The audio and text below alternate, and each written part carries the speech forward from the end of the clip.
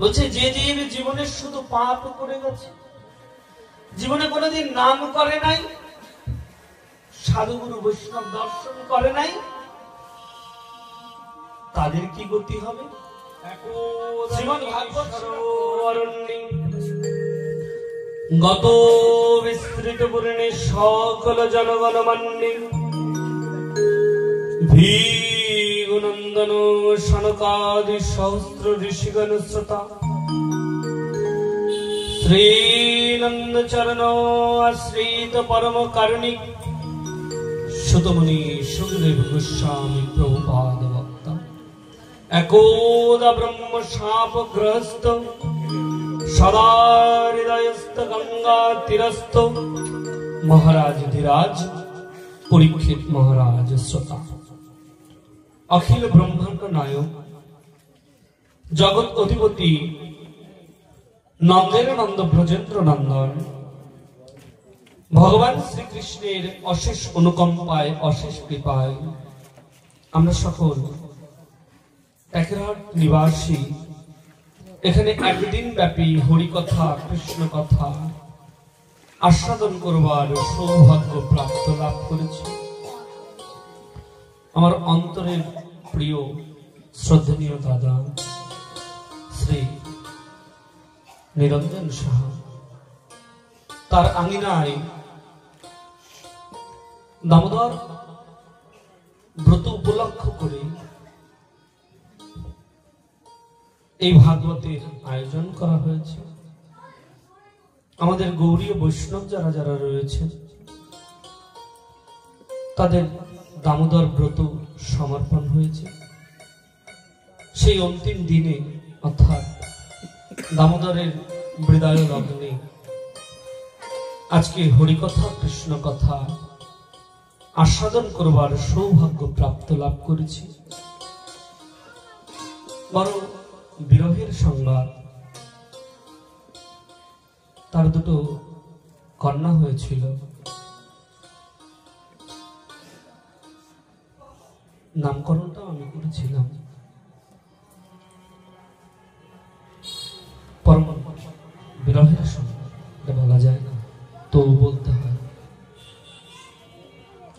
কতটা আমি হতভম্ব ছিলাম, কি নাম করলাম, ভাগ্যলক্ষ্মী আর রাজলক্ষ্মী। তারা এই ধরাধামে কিছুদিন থেকে এই সংসারকে ফাঁকি দিয়ে তারা চলে গেছে। তাদের বিদেহী আত্মার শান্তি কামনার জন্য এই ভাগবতের আয়োজন করা হয়েছে। সকল সাধুগুরু বৈষ্ণবের কাছে আমার করজোড়ে ভিক্ষা চাইছি, আপনারা তাদেরকে আশীর্বাদ করবেন। বৈষ্ণব ধনের মধ্যে তো অনেক আশীর্বাদ রয়েছে, অনেক কৃপা রয়েছে। আপনারা আশীর্বাদ করবেন তারা যেন মনের মধ্যে শক্তি সঞ্চার করে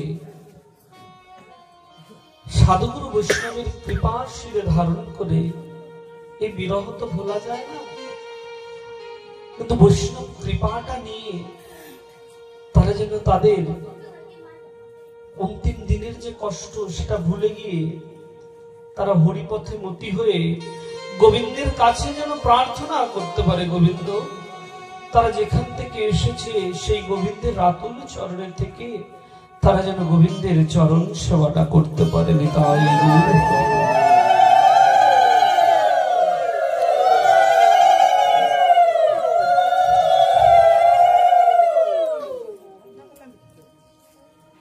দূর দূরান্ত থেকে যে সকল সাধুগুরু বৈষ্ণব হরিকথা কৃষ্ণ কথা আস্বাদন করতে এসেছেন তাদের রাতুল চরণে রহিল আমার কোটি কোটি প্রণাম।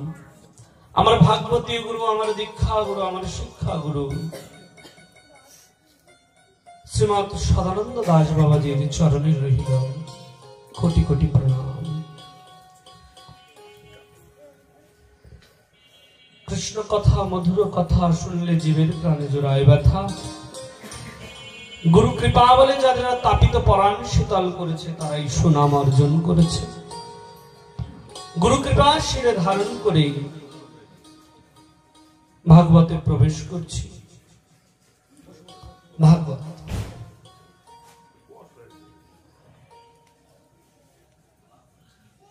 নদীর জলধারা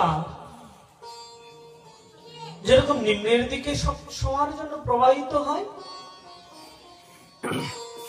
বলছে এই নদীর জলধারাকে ঊর্ধ্বগতির দিকে প্রবাহিত করতে গেলে জীব কি করে গো?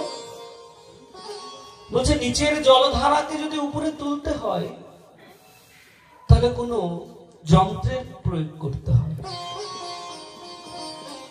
যতক্ষণ না তুমি যন্ত্রের প্রয়োগ না করবে ততক্ষণ পর্যন্ত তুমি নিচের জলধারাটাকে উপর দিকে নিতে পারবে।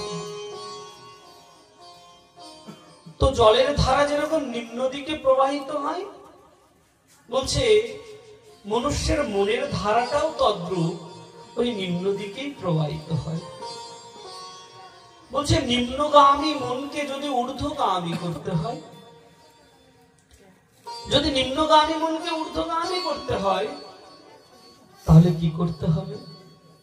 যেরকম জলকে উপরে তোলার জন্য যন্ত্রের প্রয়োগ করেছিলাম, বলছে এই মনের মধ্যেও একটা যন্ত্র প্রয়োগ করতে হবে। মনের মধ্যে কি যন্ত্র প্রয়োগ করতে হবে? বলছে নামরূপী মালা যন্ত্র প্রয়োগ করতে হবে। যদি তুমি মনের মধ্যে এই যন্ত্রটাকে প্রয়োগ করতে পারো, যদি তুমি নামরূপী যন্ত্রকে আশ্রয় করে থাকতে পারো, তাহলে তোমার নিম্নগামী মনটাও একটা সময় ঊর্ধ্বগামী হয়ে উঠবে। তো বাবা বিষয়টা কি জানি? সুরধুনী গঙ্গা, আমরা সবাই গঙ্গায় কেন যাই গো? বলছে গঙ্গায় যাই গঙ্গা স্নান করতে। কেন? বলছে এই দেহটা যত পাপ করেছে, এই পাপের মোচন করবার জন্য আমরা সবাই গঙ্গা স্নান করি।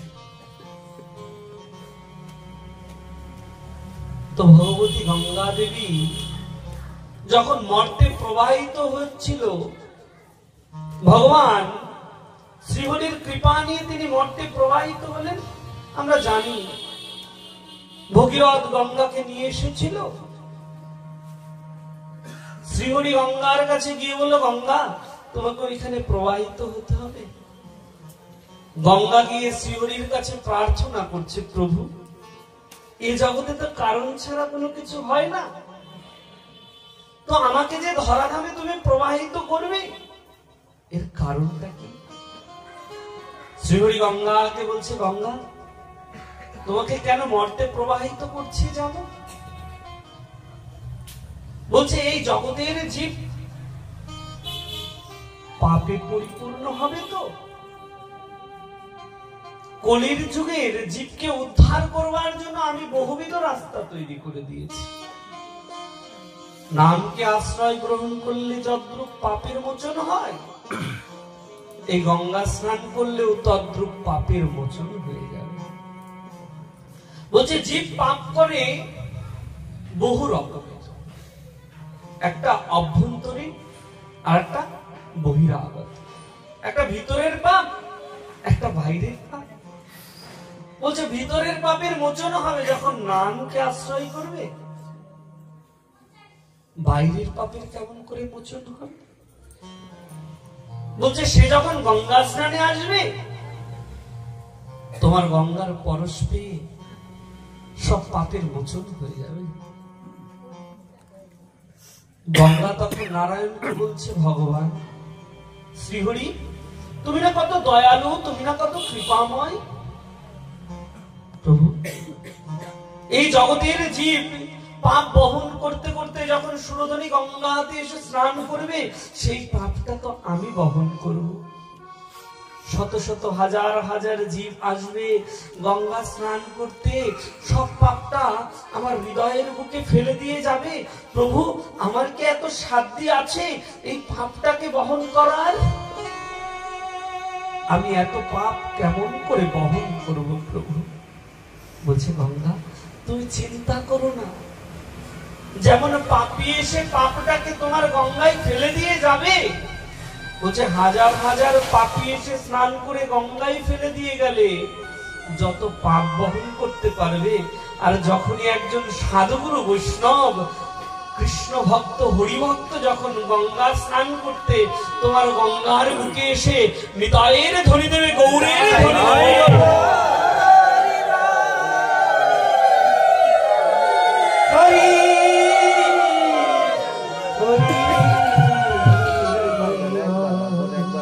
বলছে ধ্বনি দেওয়া মাত্রই সব পাপ ওইখানে মোচন হয়ে যাবে গঙ্গা। তো বাবা, আজকে আমরা কোথায় এসেছি গো? আজকে আমরা এসেছি নৈমিষারণ্য অরণ্যে। এই নৈমিষারণ্য অরণ্যেও মানুষরূপী গঙ্গা রয়েছে, অর্থাৎ বলছে হৃদয়ে যেটাকে স্মরণ করা যায় সেই গঙ্গা সেখানে স্মরণ নেয়। যেরকম আমাদের কাছে গঙ্গা থাকে না, তবুও আমরা যখন শান্তি জলটা করি না, তখন নানা তীর্থের জলকে ওইখানে আহ্বান করি। বলছে মানুষরূপী গঙ্গা রয়েছে এখানে। সেই গঙ্গায় আমাদের তো পরম সৌভাগ্য, আজকে এই সাধুর বাজারে যারা এসেছে, হরিভক্ত কৃষ্ণ ভক্ত যারা যারা এসেছে, তারা তো কেউ পাপ নিয়ে আসেনি, পূর্ণ শরীর পূর্ণ দেহ নিয়ে এসেছে। তো বাবা, এই সাধুর বাজারে সাধুগুরু বৈষ্ণব যে চরণ ধুলিটা সঙ্গে করে এনেছে, বলছে এই মানুষরূপী গঙ্গায় স্নান করেও এই সাধুগুরু বৈষ্ণবের চরণ ধুলিটা নিলেও সেই পাপের মোচন হয়ে যায়। তো আমায় কৃপা করবেন, আমিও যেন সাধুগুরু বৈষ্ণবের চরণ ধুলাটা আমি আমার অঙ্গে মাখতে পারি। তো এই আমিনাকে কৃপা করবেন, আমার দাদাকে কৃপা করবেন, আমার দিদিকে কৃপা করবেন, তারা যেন জীবনের সব শোক দুঃখ ভুলে গিয়ে এই সাধুগুরু বৈষ্ণবের কৃপা ধুলিটা অঙ্গে মেখে যেন নিজেদের জীবনটাকে ধন্যাতি ধন্য করতে পারে। তো বাবা, বিভিন্ন লোকের বিভিন্ন প্রশ্ন আছে। আজ থেকে বহু বছর আগে এরকম প্রশ্ন আমাকে করেছিল। বলছে প্রশ্নটা কিরকম? বলছে এই জগতে আমরা সবাই জানি যে নাম আশ্রয় গ্রহণ করতে হবে, দীক্ষা নিতে হবে। বলছে কোন জীব যদি দীক্ষা না নিয়ে দেহত্যাগ করে তাহলে তাদের অপরাধ হয়ে যায়। বলছে গুরুচরণ আশ্রয় গ্রহণ না করলে অপরাধ হয়ে যায়।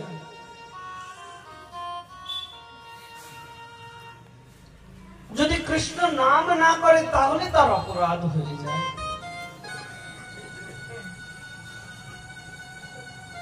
রাজলক্ষ্মী ভাগ্যলক্ষ্মী তো নাম করতে পারে নাই, তারা তো গুরুচরণ আশ্রয় গ্রহণ করে নাই।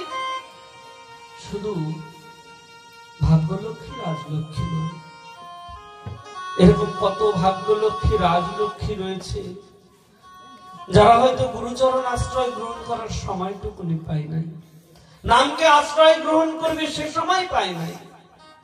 তাহলে তাদের কি গতি হবে না? তারা কি উদ্ধার হবে না? শ্রীমদ ভাগবত এটাও প্রমাণ করে দিচ্ছে। বলছে যে জীব জীবনে শুধু পাপ করে গেছে, জীবনে কোনোদিন নাম করে নাই, সাধুগুরু বৈষ্ণব দর্শন করে নাই, তাদের কি গতি হবে? শ্রীমদ ভাগবত সেটা প্রমাণ করছে। শ্রীমদ ভাগবতে সেটা প্রমাণ করে দিচ্ছে কি, একদিন দেবর্ষি নারদ সনকাদি ঋষিদের কাছে প্রশ্ন করলেন। সনকাদি ঋষিরা শ্রীমদ ভাগবতের মধ্যে ভক্তি জ্ঞান বৈরাগ্যকে যখন কৃপা করলেন,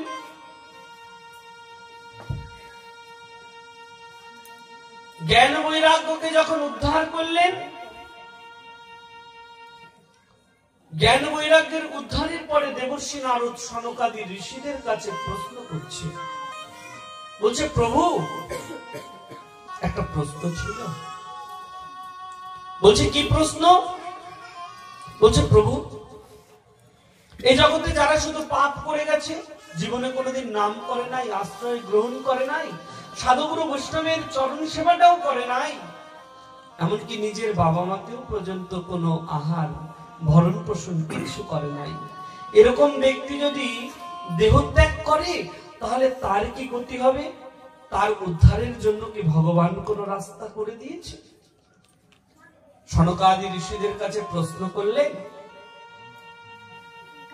সনকাদি ঋষিরা দেবর্ষি নারদকে বলছে, দেবর্ষি ভগবান তারও রাস্তা দেখিয়ে দিয়ে গেছেন।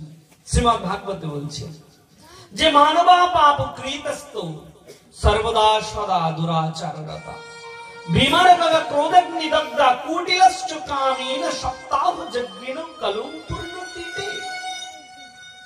বলছে তার জন্য উদ্ধারের একটাই মাত্র রাস্তা রয়েছে। বলছে কি? বলছে সেটা হচ্ছে শ্রীমদ্ ভাগবতীয় যজ্ঞ। তাই বলছে যে জীব জীবনে শুধু পাপ আর পাপ করে গেছে, তার উদ্দেশ্য করে যদি এই ভাগবতীয় যজ্ঞের আয়োজন করা হয়, বলছে ভাগবতীয় যজ্ঞের আয়োজন করা মাত্রই তার উদ্ধার হয়ে যায়। রাধে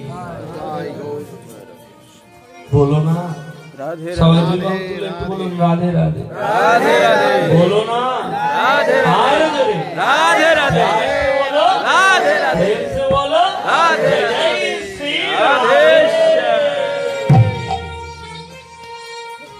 বলছে যে মানবা পাপ কৃতস্ত সর্বদা সদা দুরাচাররতা বিমার্গদা ক্রোধগ্নিদগ্ধা কুটিলশ্চ কামেন সপ্তাহ যজ্ঞেন কলুম পূর্ণতিতে।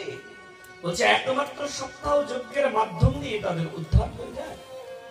শোনা মাত্রই দেবর্ষি নারদ প্রশ্ন করে বসলেন, আচ্ছা প্রভু যদি হয়েই থাকে তাহলে এরকম কি কারোর হয়েছে? আপনারা বলছেন হয়, তাহলে কেমন করে হয়েছে আমরা এটা একটু শুনতে চাই, জানতে চাই।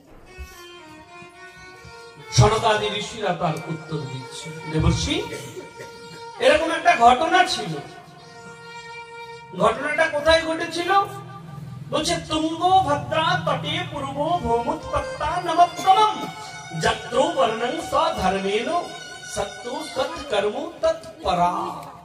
বলছে তুঙ্গভদ্রা নদীর তটে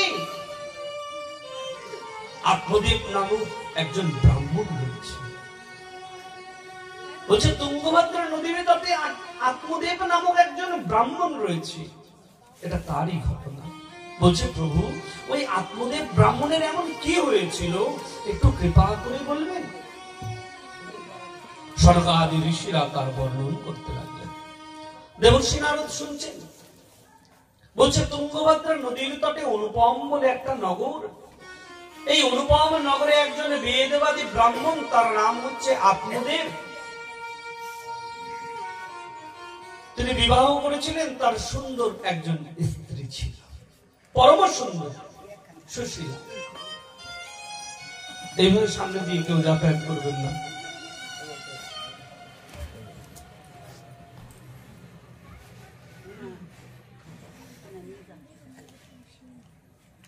তথাপি বলছে অনেক সুশীলা ছিল, কিন্তু সে যেটা বলবে সেটাই ঠিক, আর অন্যরা যেটা বলবে সবকিছু মিথ্যা। বলছে তার একটা দুঃখ ছিল। বলছে দুঃখটা কি? বলছে সে অনেক সুন্দর করে বাড়িঘর গুছিয়ে রাখতো, সাজিয়ে রাখতো, কিন্তু তাদের ঘরে কোনো পুত্র কন্যা সন্তান ছিল না। শুধু তাই নয়, বাড়িতে যদি কোনো বৃক্ষ রোপণ করত, সেই বৃক্ষে ফুলও ফুটতো না, আর ফুল না হলে তো ফলও হয় না। শুধু তাই নয়, যদি বাড়িতে একটা গাভী কিনে আনে, সেই গাভীরও বাছুর হয় না। বলছে এত দুঃখ তাদের, এত কষ্ট। আত্মদেব ব্রাহ্মণ মনে মনে মনে চিন্তা করতো, আমার অর্থ সম্পদ এগুলো কে খাবে, সবকিছুই পড়ে থাকবে, ভোগ করার কেউ নাই। মনে মনে দুঃখ ছিল, কষ্ট ছিল। যেখানে কোনো সাধু গুরু বৈষ্ণবকে দেখতো, সাধু গুরু বৈষ্ণবের কাছে গিয়ে বলতো, আমায় কৃপা করুন, আমায় ধন্য করুন। এভাবে করতে করতে একদিন মনে মনে চিন্তা করলো, এই দেহ দিয়ে কি হবে? যদি ভোগ করারই কেউ না থাকে, তাহলে এই দেহটাকে বিসর্জন দিয়ে দিই, দেহটাকে ত্যাগ করে দিই। মনে মনে চিন্তা করে গভীর অরণ্যে চলে গেলেন। গভীর অরণ্যতে গিয়ে চিন্তা করছে, এই অরণ্যের মধ্যে এই দেহটাকে ত্যাগ করে দেব। বসে বসে চিন্তা করছে। এইখানে না কথা হচ্ছে, একটু কথা কম বলবো, ভালো না লাগলে বাড়ি চলে যাবে, সমস্যা নেই। রাধে রাধে, সবাই একটু বলুন রাধে রাধে। জয় রাধে। আর রাধে प्यार से बोलो ना, राधे राधे। जय श्री राधे।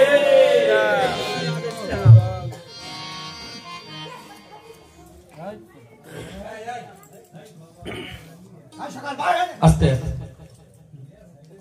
তো তথাপি মনে মনে চিন্তা করেছে, দেহটা ত্যাগ করে দেব। গভীর অরণ্যের মধ্যে একটা সরোবর রয়েছে। তাকিয়ে দেখলো সরোবরের মধ্যে একজন সাধু হস্তপ্রদ প্রক্ষালিত করার জন্য সরোবরের মধ্যে নেমেছে। আত্মদেব ব্রাহ্মণ সাধুকে দর্শন করে তৎক্ষণাৎ দৌড়ে গেল। দৌড়ে গিয়ে সাধুকে প্রণাম করছে, কল্যাণ হোক, মঙ্গল হোক, অনেক ভাগ্যবান তুমি। যখনই ভাগ্যবানের কথা বলেছে না, তখন আত্মদেব ব্রাহ্মণ হাউ হাউ করে কান্না করে দিয়েছে। তুমি কাঁদছো কেন? কি হয়েছে তোমার? বলছে, না বললেন তো অনেক ভাগ্যবান আমি, তাই জন্য কাঁদছি, তাই জন্য কাঁদছি। আমার থেকে বড় দুঃখ আর কারো নাই। বলছে, কোথায় তোমার দুঃখ? আমি তো দেখতে পাচ্ছি তুমি অনেক সুখে রয়েছে, তোমার কোনো দুঃখ নাই। তাহলে কোন দুঃখের কথা বলছো? জানেন, আমার অর্থ সম্পদ সবকিছু রয়েছে, কিন্তু আমার কোনো পুত্র কন্যা কিচ্ছু নাই। বলছে, হ্যাঁ আমি জানি তো, সাধু তো অন্তর্যামী হয়, সবকিছু দেখতে পেয়ে যায় আগে থাকতে। তো তথাপি বলছে, আমি বুঝতে পেরেছি তোমার কেউ নাই। বলছে, তাহলে আপনি বললেন কেন আমি অনেক সুখে রয়েছি, আমি অনেক ভাগ্যবান? বলছে, জানো, তুমি জানো না পুত্র কন্যা কে জানো? পুত্র কন্যা হচ্ছে জগতের মায়া। এই জগতের মায়া হচ্ছে পুত্র কন্যা। যদি একবার তোমার পুত্র কন্যা হয়ে যায়, তাহলে এই জগতের মায়া তোমাকে আকৃষ্ট করে ধরবে। আমি দেখতে পেয়েছি এই জগতের মায়া তোমাকে এখনো স্পর্শ করতে পারে নাই। বলছে, জানেন তো আমি পুত্র কন্যা কেন চাইছিলাম? আমার যদি একটা পুত্র হতো না, আমার যদি একটা পুত্র হতো, তাহলে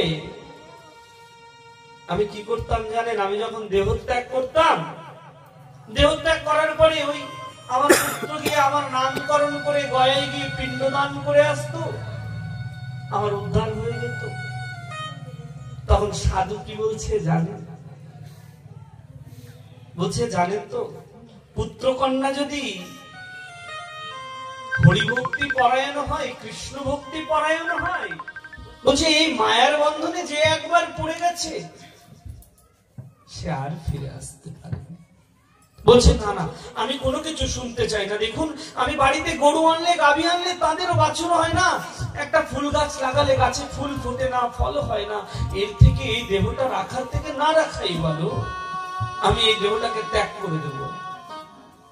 যখনই দেহ ত্যাগ করার কথা বলেছে, সাধু মনে মনে চিন্তা করছে, ব্রাহ্মণ যদি আমার কারণে দেহ ত্যাগ করে, তাহলে ব্রহ্ম হত্যার দোষ আমার গায়ে লেগে যাবে। বলছে, আমার কারণে যদি সাধুরা দেহত্যাগ করে, ব্রাহ্মণ সে যদি দেহত্যাগ করে, তাহলে আমার ব্রহ্ম হত্যার দোষ গায়ে লেগে যাবে। এখন তো বাবা অহর্নিশি ব্রাহ্মণের নিন্দা করছে, জায়গায় জায়গায় দেখছে। কিছুদিন আগে একটা পাঠ দেখছিলাম, হাসি পাচ্ছিল। অনেক জায়গায় এটা বলে থাকে যে মা কালীর ইসে পাঠা বলি দেওয়া যাবে না, এই বলি দেওয়া যাবে না। দেখবেন পাঠা বলি দিচ্ছে কে আর দোষ করছে কার? এই কথাগুলো আমি বলতাম না। পাঠা বলি দিচ্ছে গৃহস্থ, দোষ করছে ব্রাহ্মণের। অপরাধ দেবেন না। গৃহস্থকে যদি বলা যায় যে দুটো ধুতি দিতে ব্রাহ্মণের জন্য, গৃহস্থ তো চিন্তা করে ধুতি কত কম দামে কেনা যাবে। একটা বস্ত্র দিতে বলে ভালো বস্ত্রই কিনে আনে না, তাহলে ওই গৃহস্থকে ব্রাহ্মণের জন্য পাঠা বলি দিচ্ছে। আগে যদি পাঠা বলি বন্ধ করতে হয় না, তাহলে গৃহস্থকে আগে সিদ্ধান্ত নিতে হবে আমি পাঠা বলি দেব না। কিন্তু ঘুরে ফিরে দোষটা কিন্তু ব্রাহ্মণের পড়ে যায়। বলছে ব্রাহ্মণ পাঠা বলি দিচ্ছে। আরে ব্রাহ্মণ তো নিরুপায়, ব্রাহ্মণ কোনোদিন পাঠা বলির পক্ষে নেই। আমি বহু জায়গায় দেখেছি, বহু জায়গায় দেখেছি।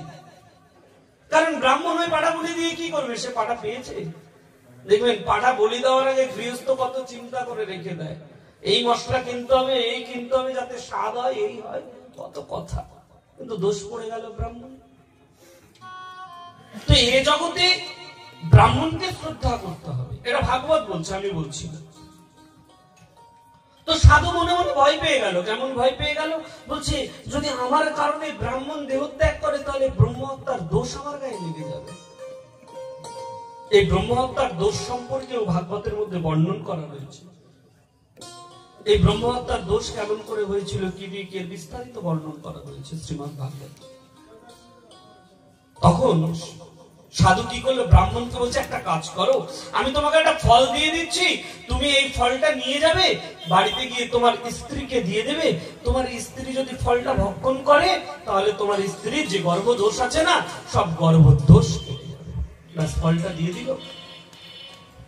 আত্মদেব ব্রাহ্মণ বাড়িতে এসে স্ত্রীকে ডেকে বলছে এই নাও। বলছে এটা কি? বলছে এটা সাধুর দেওয়া ফল। বলছে এই ফল খেলে কি হয়?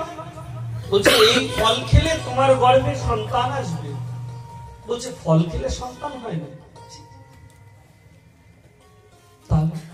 বলছে না না, ফল খেলে গর্ভে সন্তান হবে না, তোমার গর্ভের যে দোষ রয়েছে না, বলছে সেই দোষ কেটে যাবে। যদি একবার দোষ কেটে যায় তাহলে তোমার গর্ভে সন্তান চলে আসবে। আত্মদেব ব্রাহ্মণের স্ত্রীর নাম কি? ধুন্দুলি। ফলটা নিয়ে না মনে মনে চিন্তায় পড়ে গেল, কঠিন চিন্তা। এই ফল নিয়েছি, যদি এই ফল খাই না জানি আমার কত কি হয়ে যাবে। চিন্তাটা কিরকম? ফলো ভক্ষেন গর্ভোসৎ গর্ভনো উদর বৃদ্ধিকা স্বল্পো ভক্ষং তথু শক্তি গৃহ কার্যং কথং ভাবে। ফল ভক্ষেন গর্ভোসৎ বলছে আমি যদি ফল ভক্ষণ করি তাহলে আমি তো গৃহের মধ্যে কাজ করতে পারবো না। যদি বাড়িতে আগুন ধরে যায় তাহলে আমি পলাতে পারবো না। তার থেকে বড় কথা কি জানেন? গর্ভ যন্ত্রণা, ওটা তো আমি সহ্যই করতে পারবো না। ফল হাতে দিয়ে মহা চিন্তায় পড়ে গেছে। তখন ধুন্দুলির একজন সখী এসেছে। সখী এসে বলছে কিরে তোকে এত চিন্তা দেখাচ্ছে কেন? বলছে আর বলিস না, তোর দাদা কোথা থেকে একটা ফল নিয়ে এসেছে, বলছে এই ফল খেলে নাকি আমার গর্ভদোষ কেটে যাবে। বলছে ভালো কথা তো। বলছে আমি ফলটা না খেতে চাই না। কেন? বলছে দেখ, গর্ভে সন্তান আসলে ভালো করে খাওয়া যাবে না, দৌড়ানো যাবে না, ঘুমাতে পারবো না, প্রসব যন্ত্রণা, আমি এইসব সহ্য করতে পারবো না। বলছে বলছে বলছে দেখ ভগবান কেমন করে দিয়েছে না, তোর কত অর্থ সম্পদ কত কিছু রয়েছে, কিন্তু তোর ঘরে তোর বাড়িতে খাওয়ার কেউ নেই।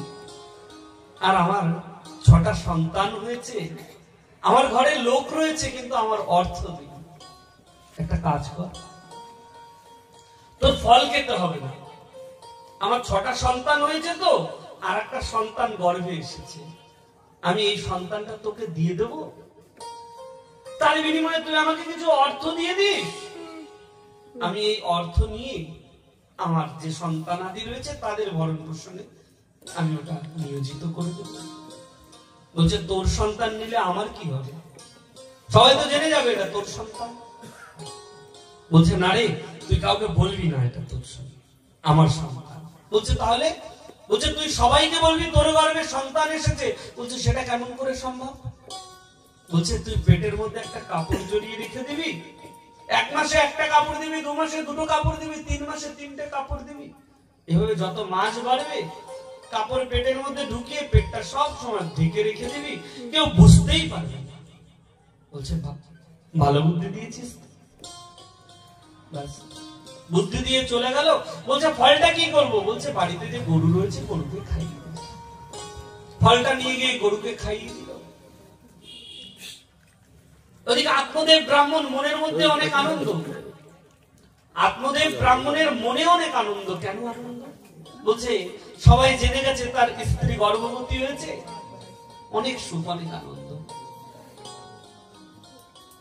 যথাসময়ে কি হয়েছে, একদিন রাত্রেবেলা ঘুমিয়ে রয়েছে, সন্তান প্রসব করেছে। রাতের অন্ধকারে কি হয়েছে, ওই সন্তানকে নিয়ে এসে ধুন্ধকারীর কাছে নিয়ে গেল।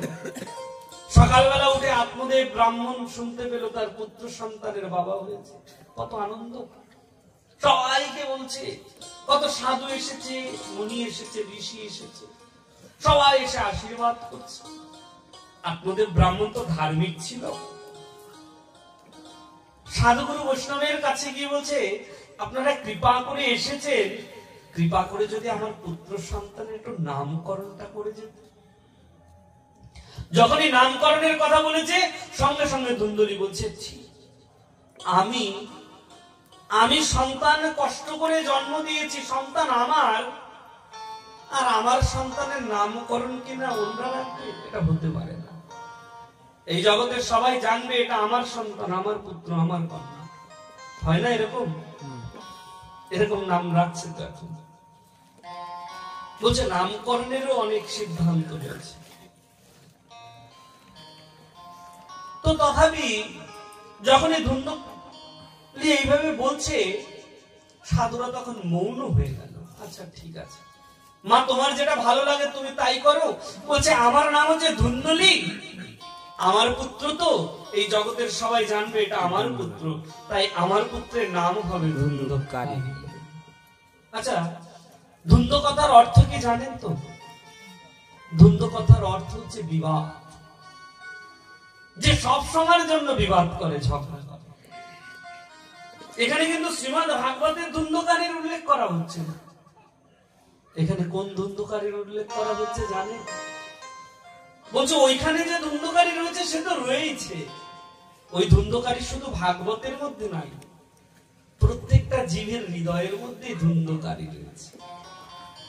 প্রত্যেকটা জীবের হৃদয়ের মধ্যে ধুন্ধকারী রয়েছে, যে মনের মধ্যে বসে বসে সবসময় নিজের সাথে যুদ্ধ করে যাচ্ছে। বলছে এই ধুন্ধকারীকে যতক্ষণ বিনাশ না করা যাবে ততক্ষণ তোমার মঙ্গল হবে। তাহলে ধুন্ধ কথার অর্থ হচ্ছে বিবাদ, আর কারী কথার অর্থ হচ্ছে যে করে, যে সব সময়ের জন্য বিবাদ করে, সেই ধুন্ধকারী। আর ওদিকে কি হয়েছে, ওই বাড়িতে গাভীকে যে ফলটা খাইয়ে দিয়েছিল, কিছু মাস পরে গিয়ে সেও একটা পুত্রের প্রসব দিয়েছে। কিরকম? বলছে সন্তানটা হয়েছে কিরকম, গাভীর পেট থেকে বাছুর হয়। লোকে জানতে পেরেছে গাভীর পেট থেকে বাছুর হয়নি, একটা পুত্র সন্তানের জন্ম হয়েছে। হাজার হাজার লোক এসেছে দেখতে, আর আত্মদেব ব্রাহ্মণের সুনাম করে যাচ্ছে। দেখবেন এই জগতে যদি কোনো কিছু হয় না, তার সুনামের শেষ নেই। আর একটু এদিক ওদিক হয়ে গেলে দুর্নাম হতেই থাকে। বলছে জীবনে আগে যা যা পুণ্য করেছে, যাই করুক না কেন, বলছে কোনো কিছুর মূল্য নেই। তো গাভীর পেট থেকে পুত্র সন্তানের জন্ম হয়েছে, দেখতে কিরকম? বলছে পুরোটাই মানুষের মতো, কানটা শুধু গরুর মতো, তাই জন্য তার নাম হলো গোকর্ণ। সাধু মুনি ঋষি যারা এসেছিলেন তারা নামকরণ করে দিয়ে চলে গেলেন। দুই ভাই বড় হচ্ছে, ধুন্ধকারী বড় হচ্ছে, গোকর্ণ বড় হচ্ছে। এখন গোকর্ণ বড় হয়ে কি হয়েছে? গোকর্ণ বড় হয়ে ধার্মিক হয়েছে, সাধু হয়েছে।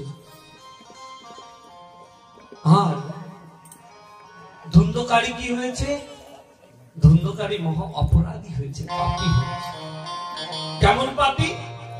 বলছে রাস্তা দিয়ে কেউ হেঁটে যাচ্ছে, পাশ দিয়ে তাকে ধাক্কা দিয়ে কাদার মধ্যে ফেলে দিচ্ছে।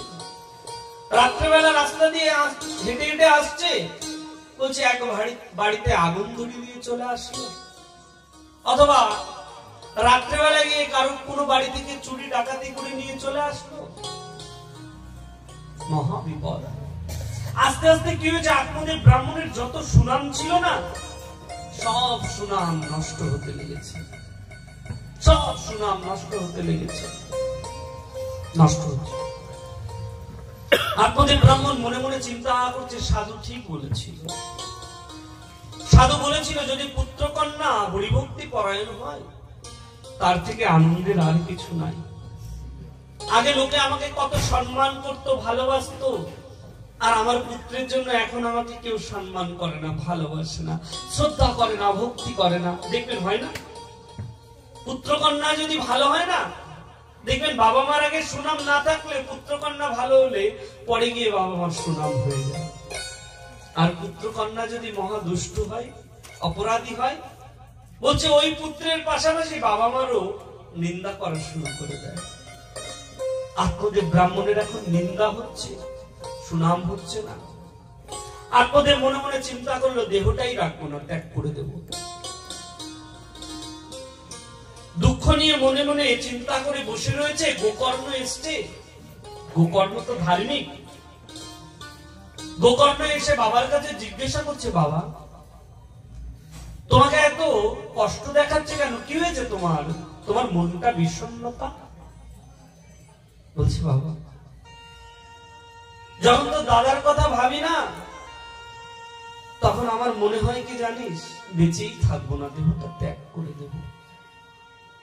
বয়স তো হয়ে গেছে, মাঝে মাঝে চিন্তা করি ভগবান যদি আমাকে নিয়ে নিত তাও ভালো হতো।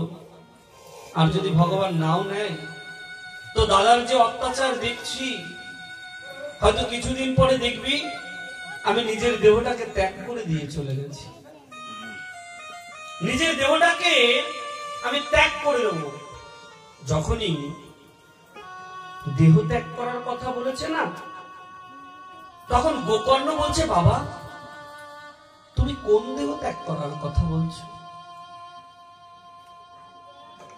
তুমি কোন দেহ ত্যাগ করার কথা বলছো? বাবা এটা কি তোমার দেহ? এটা তো তোমার দেহ নয়। তাহলে তাহলে পুত্র এটা কি? বলছে বাবা তুমি যে দেহ ত্যাগ করার কথা বলছো না, এটা তোমার দেহ নয়, এটা হচ্ছে একটা ভাড়ার ঘর।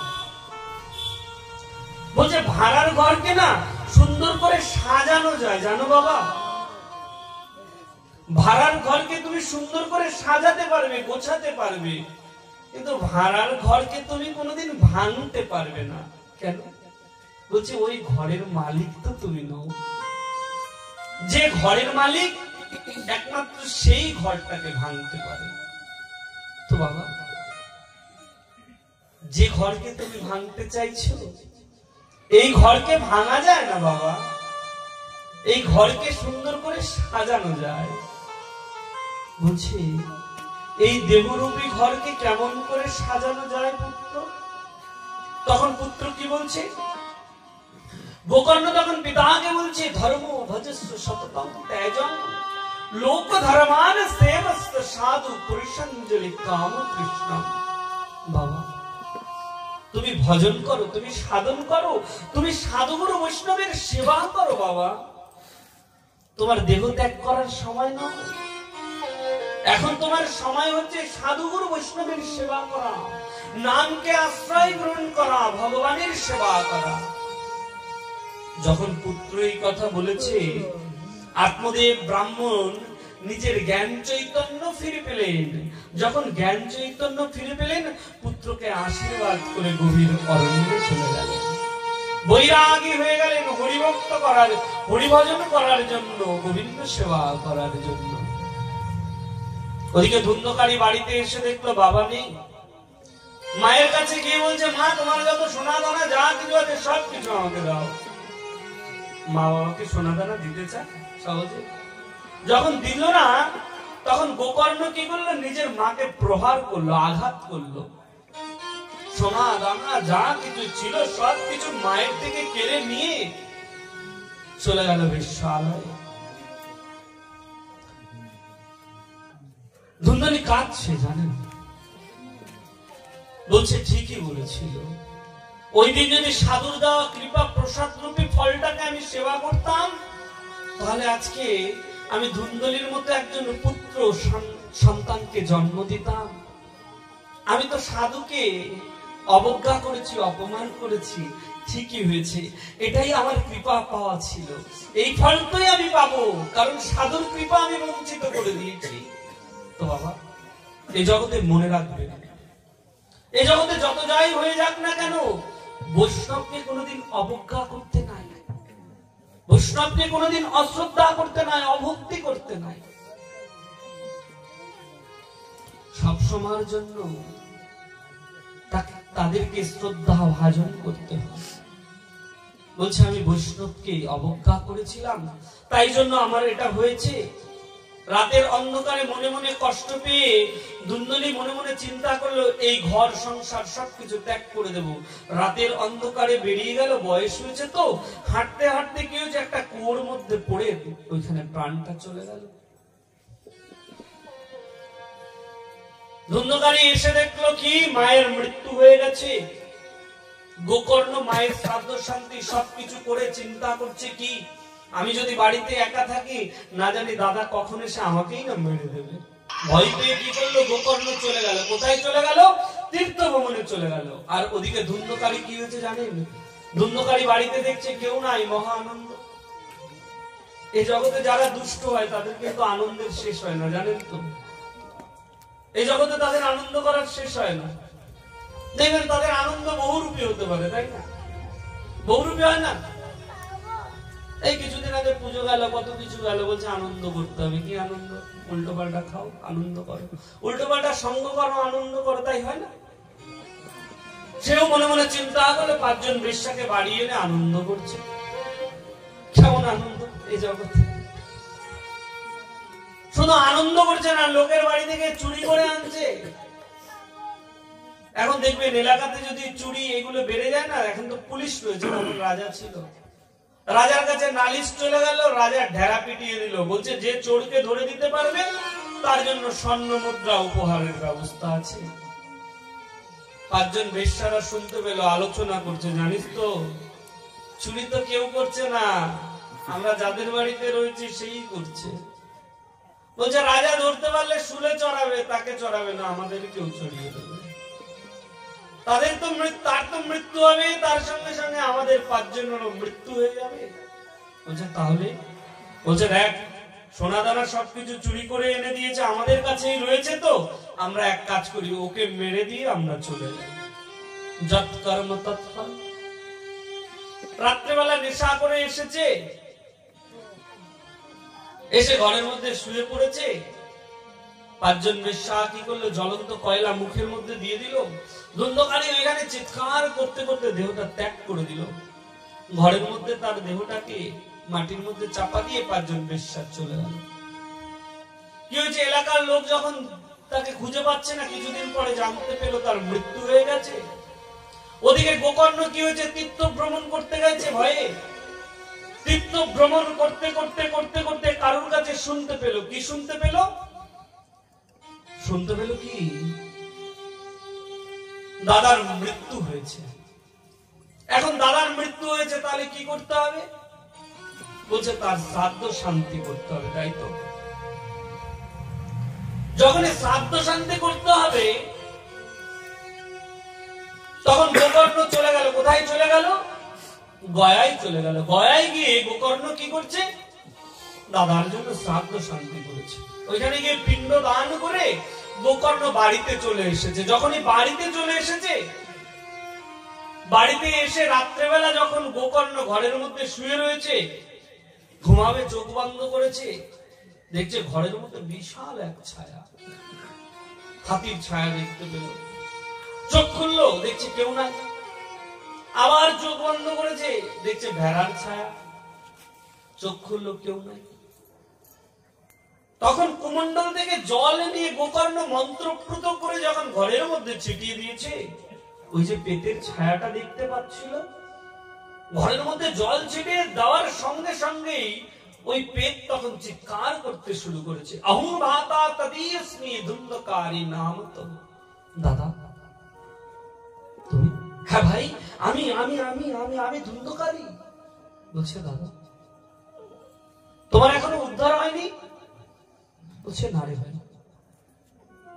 বলছে আমি গয়ায় গেলাম, তোমার নামকরণ করে পিণ্ডদান করে আসলাম, তাও তোমার উদ্ধার হচ্ছে না, উদ্ধার হয়নি। বলছে ভাই তুই গয়ায় গিয়ে কয়বার পিণ্ডদান করেছিস? বলছে একবার পিণ্ডদান করেছি। বলছে একবার নয়, গয়া শ্রাদ্ধ সতী নবী মুক্তি মেনা ভবিষ্যতি। বলছে ভাই ভাই তুই একবার নয়, গয়ায় গিয়ে যদি 100বারও পিণ্ডদান করিস তাহলেও আমার উদ্ধার হবে না। গয়া শ্রাদ্ধ সতী নবী মুক্তি মেনা ভবিষ্যতি, আমার উদ্ধার হবে না ভাই। গয়ায় পিণ্ডদান করলে আমার উদ্ধার হবে না, আমার উদ্ধারের একটা ব্যবস্থা কর ভাই। তো বাবা, যারা যারা চিন্তা করেন না, আমি মাঝে মাঝে আমি কোনো সময়ের জন্য এগুলো নিয়ে আলোচনা করি না, ভালো লাগে না। কারণ নিন্দা করা, এই করা, এগুলো আমার পক্ষে একদম চলে না, পারি না। গুরুদেবের আদেশ রয়েছে তো। ইউটিউবে অনেক পাঠকের পাঠ দেখি, মাঝে মাঝে ঘরে বসে বসে একা একাই হাসি। শ্রাদ্ধ তত্ত্ব নিয়ে যে যার মতো খুশি করে পাঠ করে দিয়ে চলে যাচ্ছে, যার মতো যা যা বক্তৃতা আছে দিয়ে চলে যাচ্ছে। মাঝে মাঝে চিন্তা করি আর হাসি। এই যার যেটা চিন্তা হচ্ছে সে সেভাবে বলে দিচ্ছে। আরে বাবা, ভাগবত বলছে গয়া শ্রাদ্ধ সতী নবী মুক্তি মেনা ভবিষ্যতি।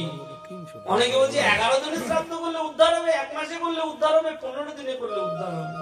আগে চিন্তা করো জীবনে কি কর্ম করেছে, তার কর্মফলের চিন্তা না করে তুমি শ্রাদ্ধ চিন্তা করছো। এই নিয়ে দেখা গেছে 2-1 জায়গায় ভাগবত পাঠ করে ব্যাস চলে গেল। আমি যদি অনেকে প্রশ্ন জিজ্ঞাসা করি যে ভাগবতের কি কি আছে একটু বলুন তো, অনেকেই বলতে পারবে না, অনেকেই বলতে পারবে না। আমার তো এখানে না শব্দ হচ্ছে, আমার তো মাঝে মাঝে হাসি পায়। ইউটিউবে একটা সময় সৃষ্টি তত্ত্ব নিয়ে একটা পাঠ খুব ভাইরাল হয়েছিল। অনেকে আমাকে এইভাবে কমেন্ট করেছে, বলছে এটা কোথায় পেয়েছেন, এটা কোথায় লেখা রয়েছে। মাঝে মাঝে চিন্তা করি, জীবনে কোনোদিন ভাগবত খুলে দেখিসনি, জানবি কেমন? বাড়িতে ভাগবত নেই, ভাগবত পড়লি না, জানলি না, জানবি কেমন? জানেন, সনাতন ধর্মের প্রত্যেকটা গৃহস্থর ঘরের মধ্যে ভাগবত রাখা উচিত। নিত্যদিন ভাগবত শ্রবণ করা উচিত, পাঠ করা উচিত।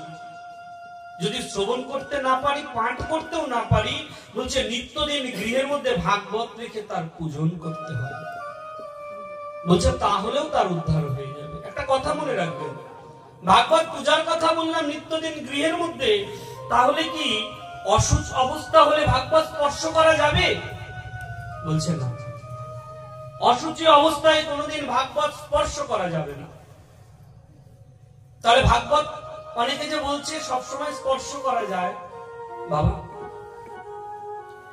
আমার গুরুদেবের নাম সবাই জানেন, কীর্তন রসরাজ 108 সদানন্দ দাস বাবাজি। ওনার সিদ্ধান্ত কোনোদিন মন গড়া সিদ্ধান্ত হয় না। ওনাদের সিদ্ধান্ত রাধাকুণ্ডের সিদ্ধান্ত, বৃন্দাবনের সিদ্ধান্ত। আমি যখন সিদ্ধান্ত নিতে ঘাবড়ে যাই তখন গুরুদেবকে ফোন করি। অনেকে বলেন না অসুচ অবস্থায় এটা করা যাবে, ওটা করা যাবে, এটা করা যাবে। গৃহস্থ ধর্ম অর্থাৎ গৃহস্থের মধ্যে যারা রয়েছে না, তাদের অনেক বাদ বিচার রয়েছে বাবা।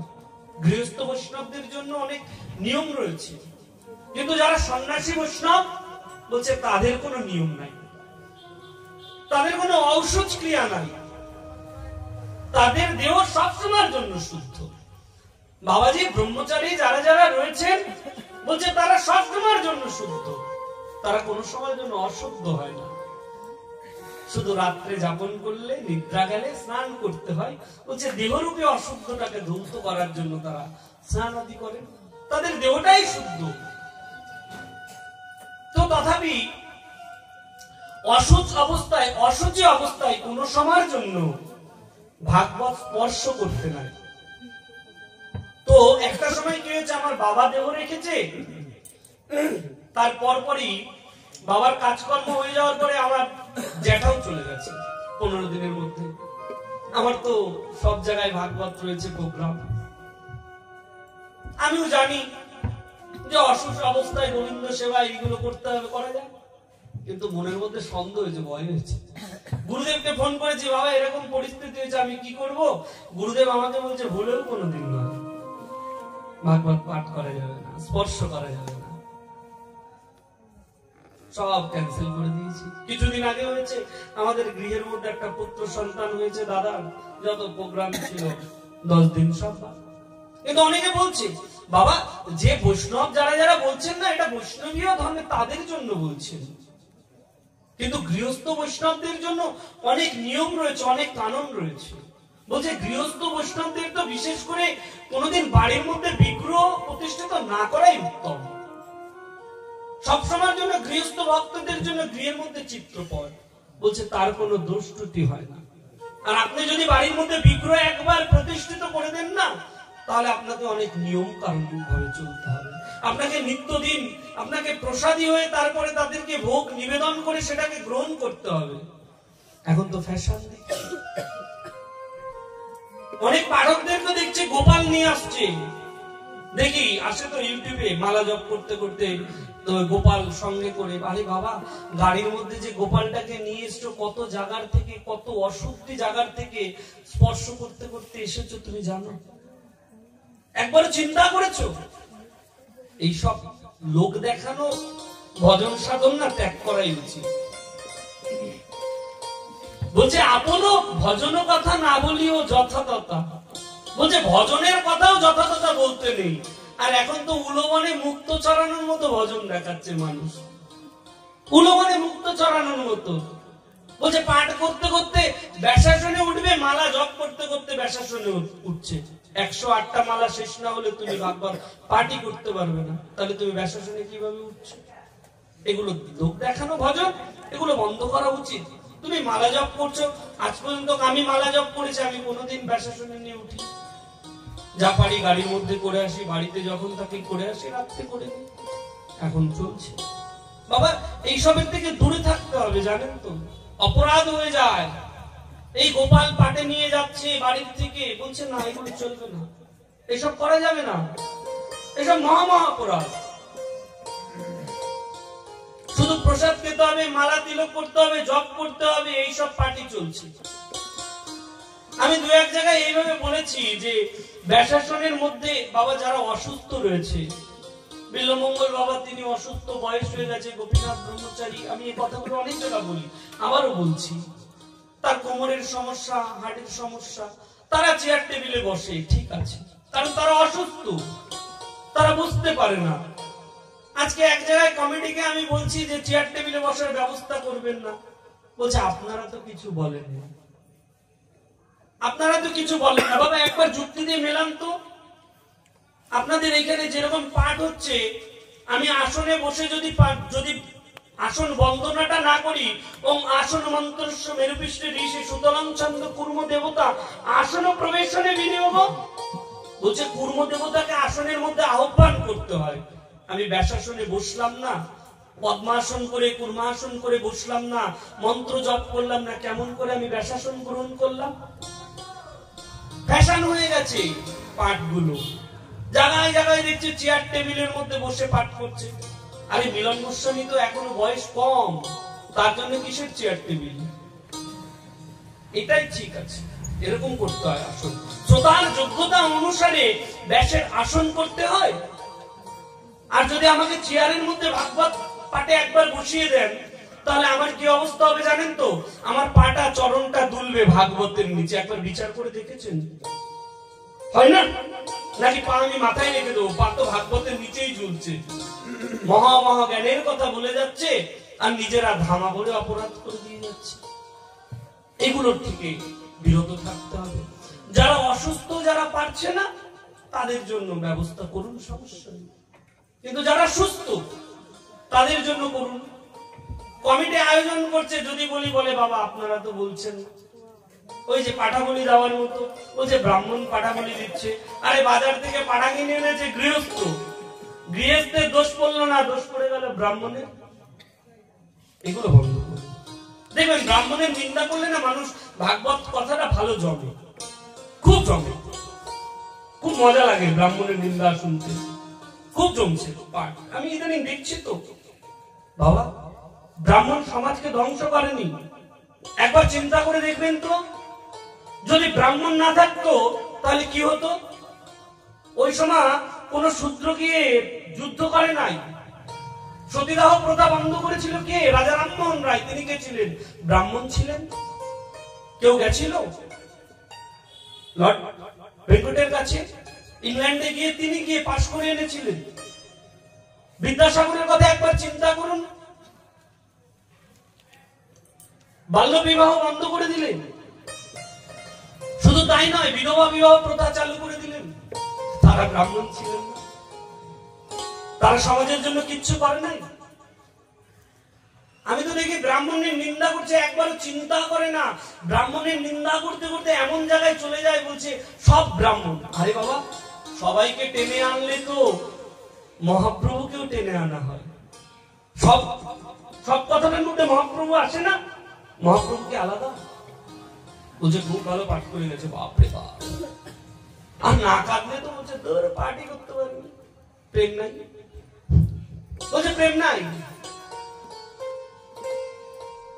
বাবা, এই জগতে আমি অভিনয় করতে পারি না। যে পাঠে যেরকম প্রেম আসে ওখানে প্রেম হয়ে যায়, যে পাঠে প্রেম আসে না হয় না, হয় না।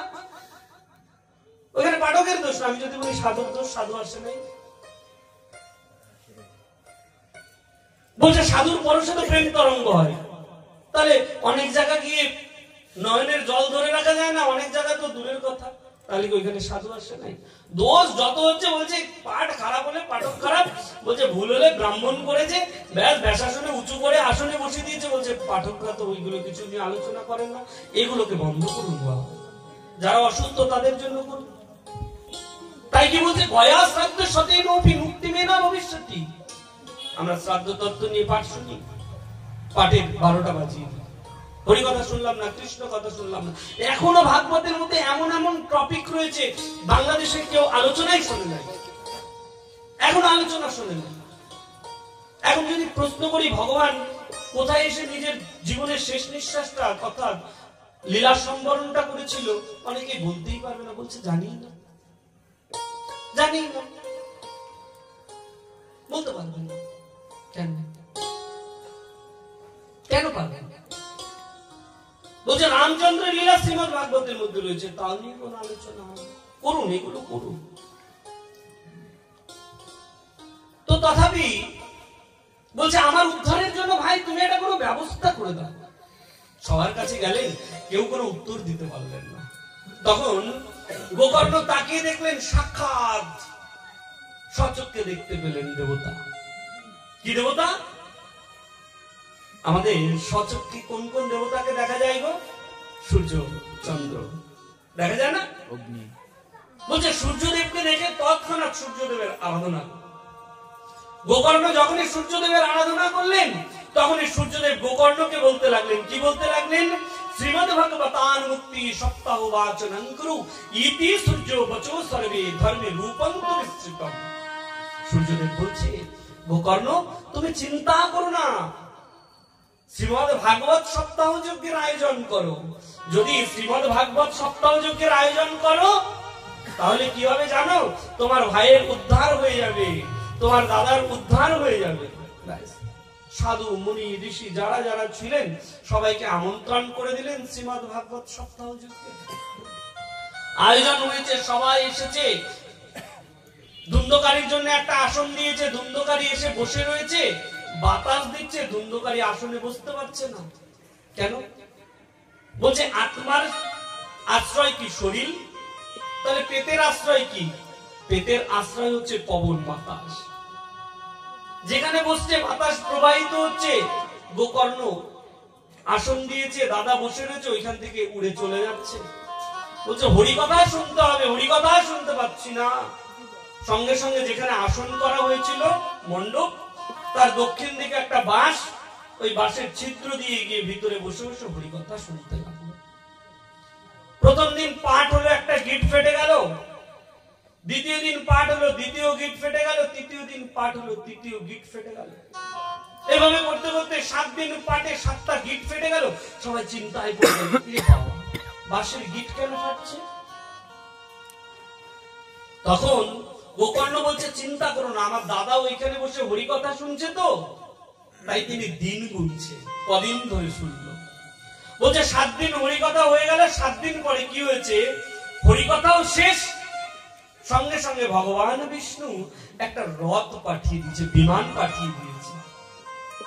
যখনই বিমান পাঠিয়ে দিয়েছে, ভগবানের বিষ্ণুর দূত এসে ধুন্ধকারীকে ডাকছে, কোথায় তুমি, আসো, তোমার জন্য এসেছি, ভগবান বিষ্ণু পাঠিয়েছে। গিয়ে রথের মধ্যে বসবে। গোকর্ণ তাকিয়ে দেখলো দাদা রথে বসছে, সঙ্গে সঙ্গে দৌড়ে গেলেন। বলছে প্রভু, একটা কথা রয়েছে। কি কথা? বলছে আমরা সবাই মিলে হরিকথা শুনেছি, কিন্তু রথ মাত্র একটা এসেছে, কেন? কেন, এটার কারণ কি? বলছে এটার কারণ কি জানো, যে যথামাং প্রপদ্যন্তে তংসু তথৈব ভজাম্যহম। যে যেমন করে ভজনা করেছে ভগবান তার জন্য তদ্রূপ সেভাবে অনুগ্রহ করে পাঠিয়েছে। তোমার দাদা হরিকথা শ্রবণ করেছিল মুক্তির আকাঙ্ক্ষা নিয়ে এক জায়গায় বসে, তাই জন্য তার এমন মুক্তি হয়েছে। বলছে ও তাই, আকাঙ্ক্ষা ছাড়া মুক্তি হয় না? বলছে না, হরির চরণে নিজের দেহ মন প্রাণ যদি সঁপে না দিয়ে যদি হরিকথা শোনা না যায়, তাহলে কল্যাণ হয় না, উদ্ধার হয় না। তোমার দাদা এক জায়গায় বসে হরির চরণে সবকিছু সঁপে দিয়ে তিনি হরিকথা শুনেছিল, তাই তার উদ্ধার হয়ে গেছে, কৃপা হয়ে গেছে। যখনই শুনলো না, তিনি বলছে আচ্ছা, তাহলে এই ভাগবতের আয়োজনকে আমরা আবার করতে পারি? বলছে হ্যাঁ। উদ্ধারের জন্য গোকর্ণ কি করলেন, আবার সপ্তাহ যজ্ঞের আয়োজন করেছিলেন। হাজার হাজার ভক্ত এসেছিল। 7 দিন পাঠ যখন শেষ হয়েছিল, সেই দিন ভগবান বিষ্ণু বৈকুণ্ঠের থেকে হাজার হাজার বিমান পাঠিয়েছিল। সবাই মিলে বিমানে গিয়ে বসেছিল। সেই দিন সবার উদ্ধার হয়েছিল।